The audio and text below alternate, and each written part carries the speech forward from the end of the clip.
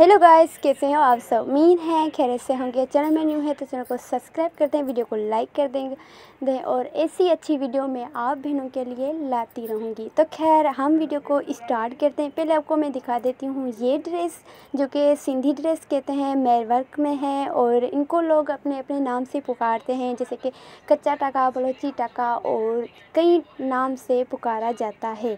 तो ये ड्रेस थी मेरी क्लाइंट की, जो मेरी क्लाइंट ने बोला था ये मेरी पड़ोसन की ड्रेस है, तो मुझे ऐसी सेम डिज़ाइन बना के दो। तो मैंने सेम ही डिज़ाइन, जिसे आप देख रही हैं इस पुरानी ड्रेस को और न्यू ड्रेस को, बिल्कुल ही सेम डिज़ाइन है, तो मैंने इनकी ड्रेस बना दी है।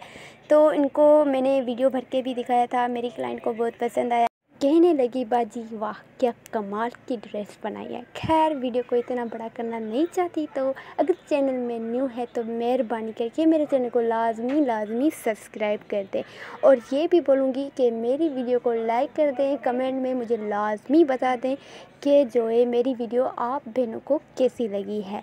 अगर आप इस ड्रेस को बनवाना चाहती हैं तो मेरे इसी नंबर पर रब्ता करें। अपना ख्याल रखना, दुआओं में याद रखना। मिलते रहेंगे हम हर वीडियो में, तब तक के लिए अल्लाह हाफ़िज़।